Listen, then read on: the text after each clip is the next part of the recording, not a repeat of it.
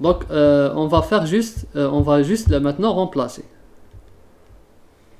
Donc 1 sur T1, on a dit que c'est 373,15 Kelvin, moins, ici 831 joules, mol moins 1 sur 40 668.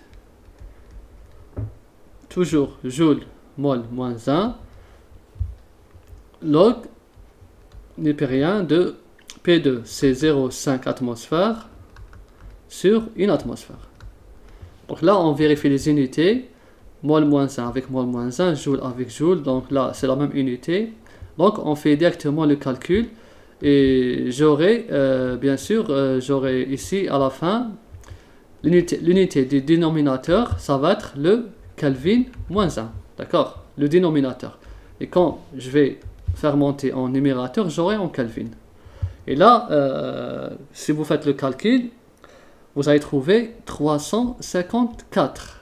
Vous voyez, bon, là, virgule 42 Kelvin.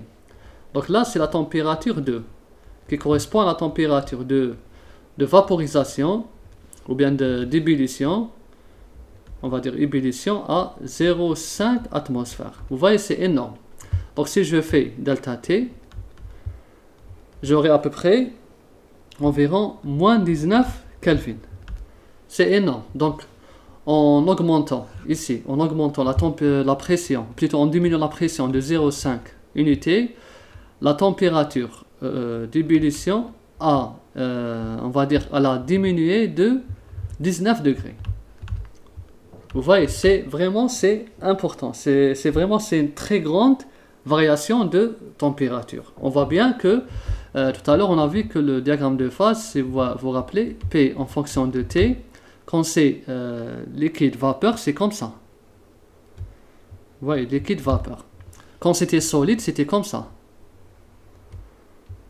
C'était vertical avec l'axe des T, donc il n'y avait pas un grand changement. Mais pour le liquide vapeur, il y a une très grande variation, une très faible variation, une modification infinitésimale de la pression, et la température serait énormément variée. Donc là, en diminuant la pression, la température d'ébullition diminue naturellement. Donc là, c'est la pression, si elle chute, la pression, si elle chute. Donc là, par exemple là, si on fait diminuer la pression ici, la température aussi va être diminuée ici. Vous voyez? Donc c'était prévisible, elle a diminué de 19 degrés Kelvin.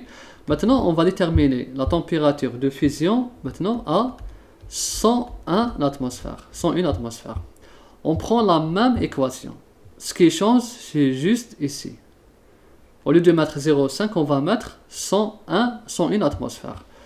Donc vous allez faire la même chose à 101 atmosphères, c'est-à-dire ici T2 est égal toujours 1 sur 373,15 Kelvin moins 831 joules mol moins 1 sur 60 000, plutôt 40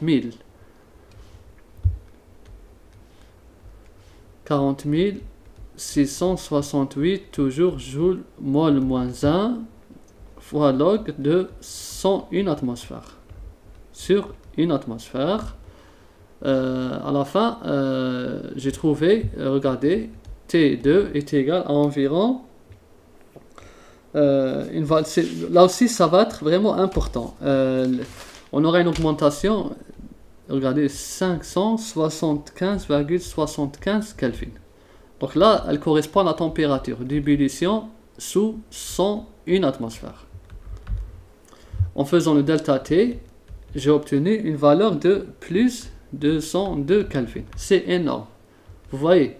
Donc, en faisant augmenter la température, la pression atmosphérique sur la vapeur, regardez combien la température va être modifiée. Donc là, en faisant augmenter ici la pression, c'est-à-dire c'était une atmosphère là à peu près, on a fait augmenter ici, regardez. Pourquoi? Parce que la frontière liquide-vapeur, elle est presque, on va dire, presque horizontale. Ici, elle est horizontale, ici, elle est verticale. Donc ici, comme elle est horizontale, elle est presque, bon, elle n'est pas parallèle, mais elle est horizontale par rapport à la température. Donc, une très légère variation de la pression va être aperçue sur la température d'ébullition. Donc, regardez là, on a une variation de plus de 102 Kelvin.